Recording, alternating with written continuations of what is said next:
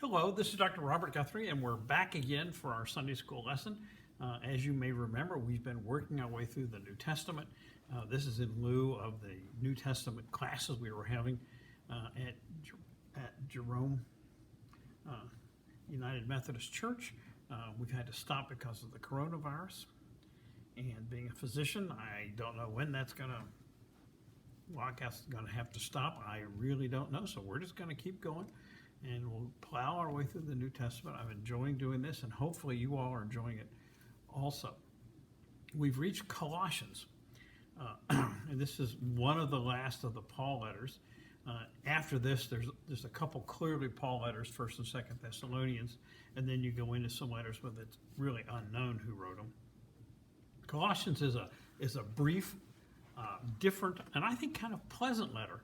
Some of Paul's letters are fairly fiery, when he's in 1 Corinthians and he's chewing them out for their sinful behavior and what they do about this person in an incestuous relationship and et cetera, et cetera. This is much more pleasant and more laid back, and it has a better flow to it.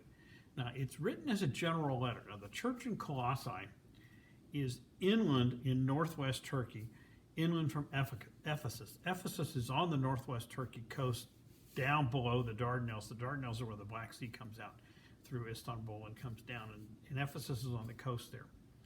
And Colossae is inland from there, so it's not on the coast. And Paul had never been there. We don't know who started the church at Colossae.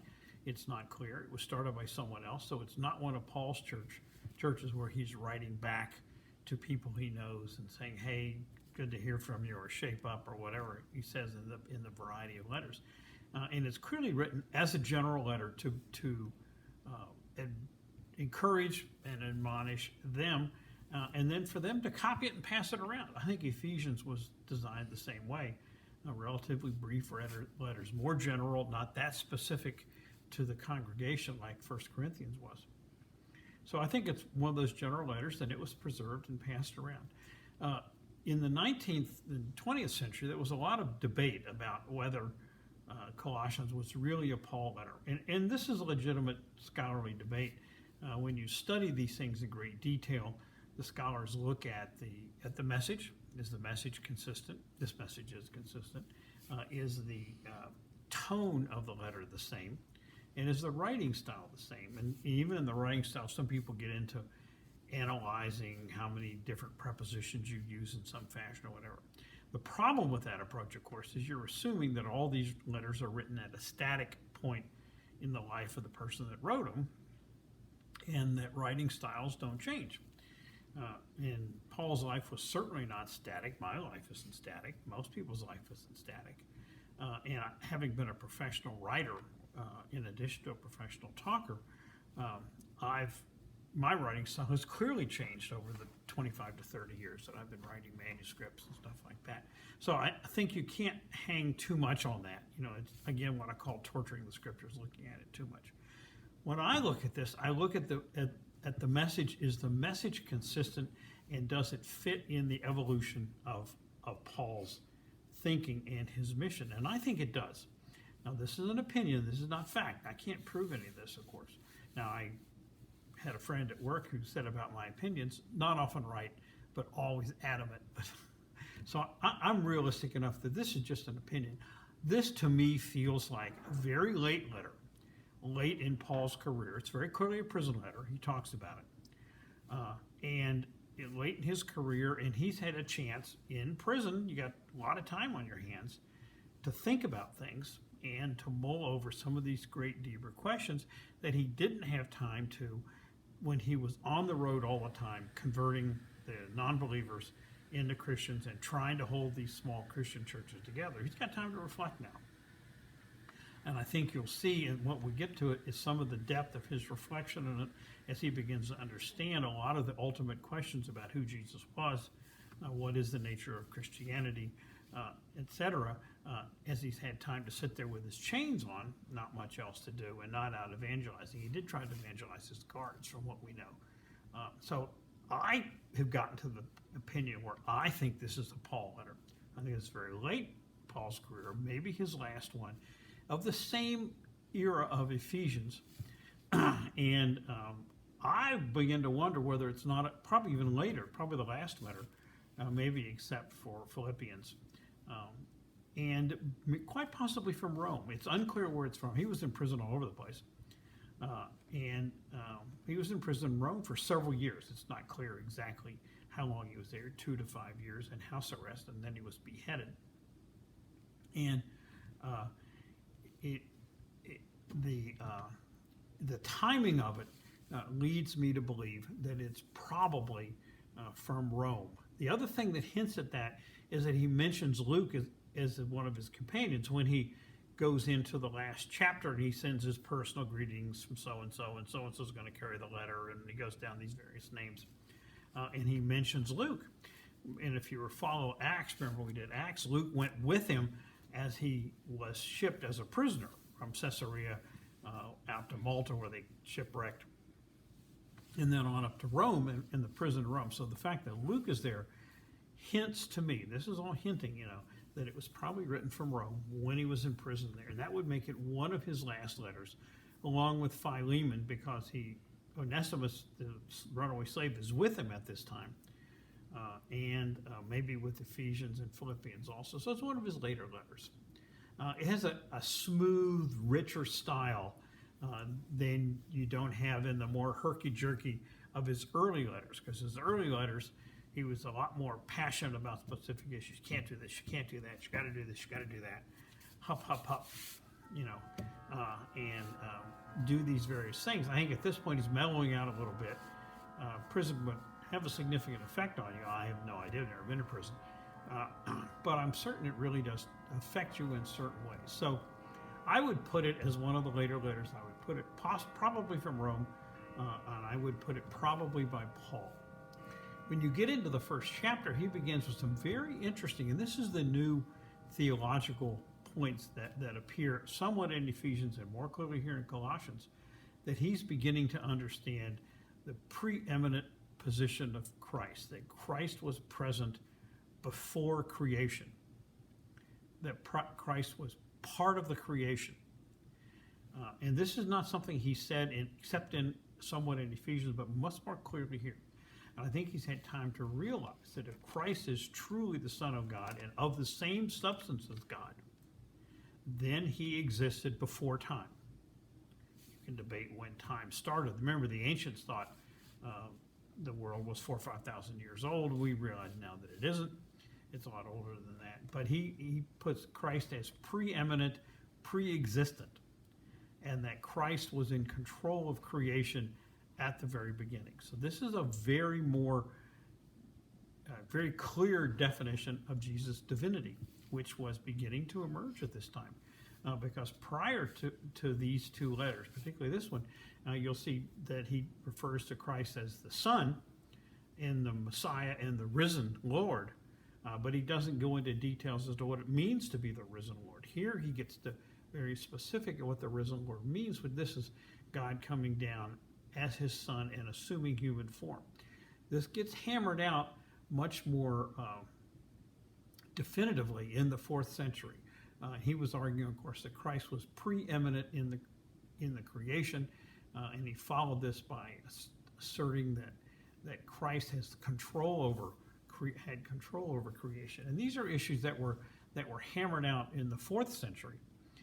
If you remember your history, if you've been in church history class with me before, we talked about it in the 4th century. There was a movement called Arianism, which started when a bishop said that Jesus really wasn't divine. He was a created being, kind of like a super prophet, and therefore he wasn't fully divine. Well, this was a big stress, and Constantine, the first Christian emperor, was emperor at this time.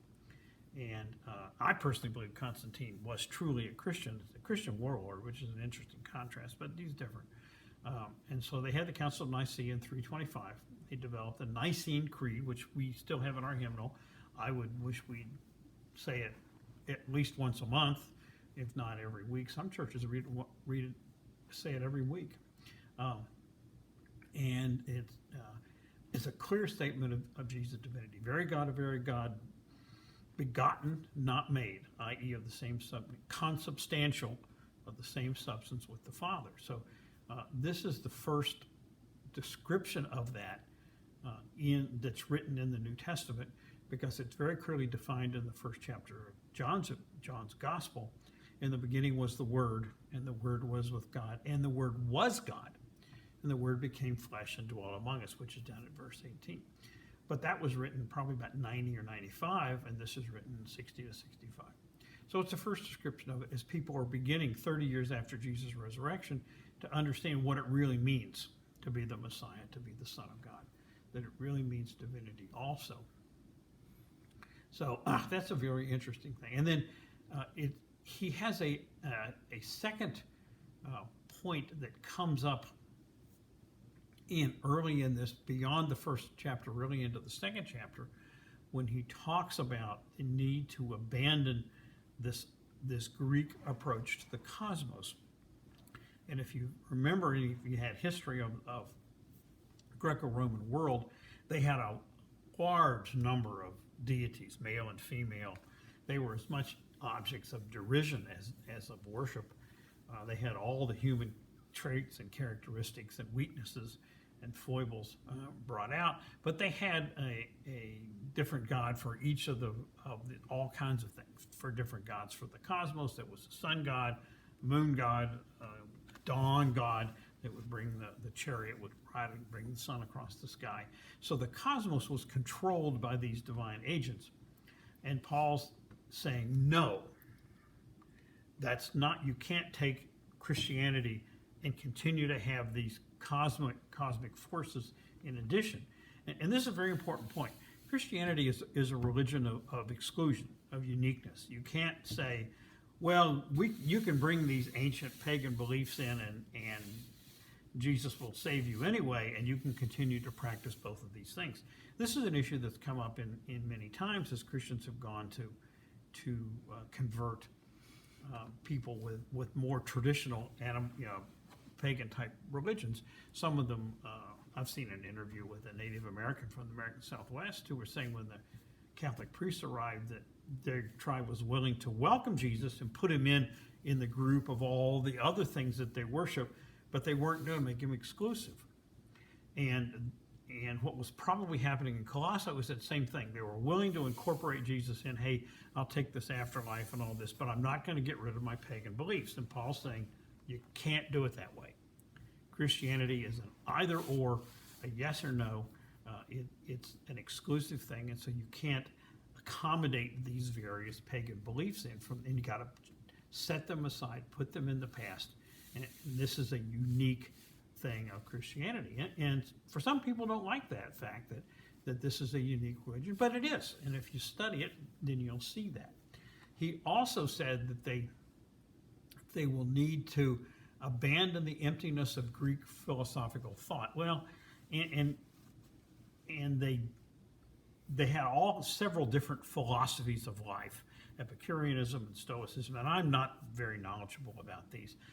Some people think a lot of Stoicism was molded into Paul's Christianity. I can't speak to those things. But he's saying these philosophical thoughts of lifestyles are empty.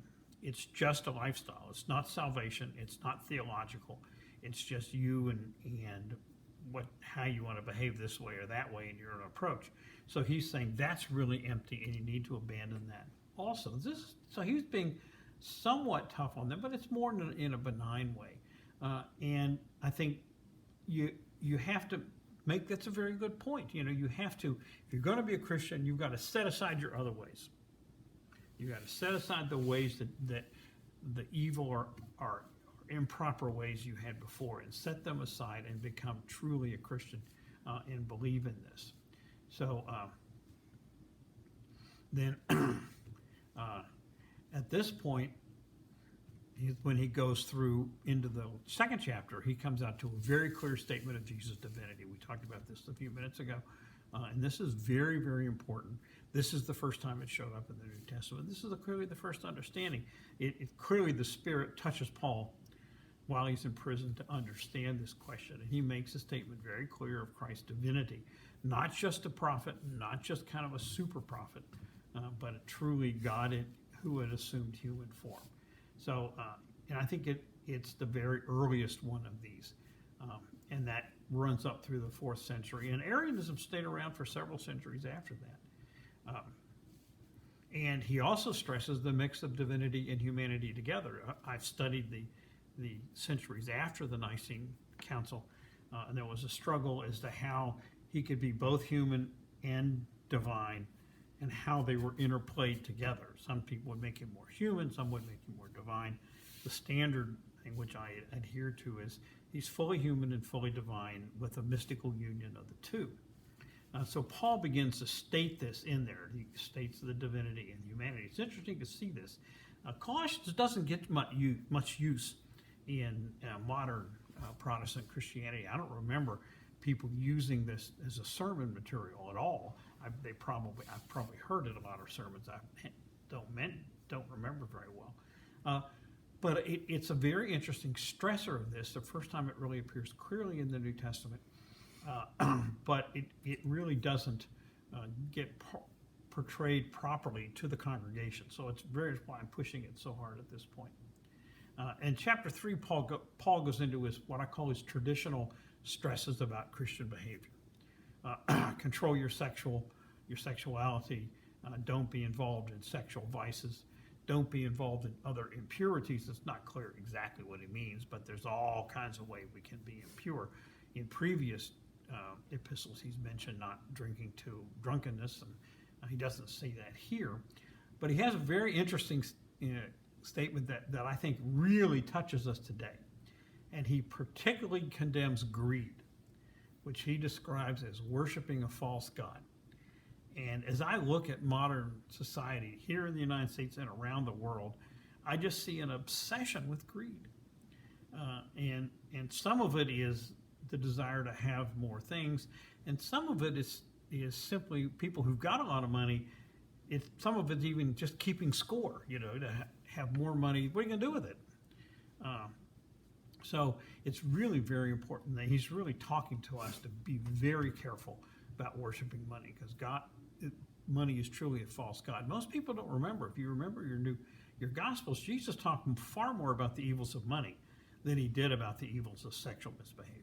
So, take a deep breath, because we're in a society that worships greed and espouses it and is prideful about it. It really is a trap. So I think he's talking straight to us. He talks about giving up human weaknesses. That's easier said than done. Then he goes into some more of the traditional stresses that are hitting the 1st century church that don't hit us now. That there's really no difference between a Jewish Christian and a Greek Christian. We don't really worry about that now, but this came down to, if you're going to be a Greek Christian, did you have to get circumcised? There weren't a lot of people interested in doing that as an adult. And did you have to bear these very strict Jewish dietary laws and other laws? And Paul had said in multiple letters, no, that Jesus saves us from condemnation from the law. The law only condemns us because we can't adhere to it.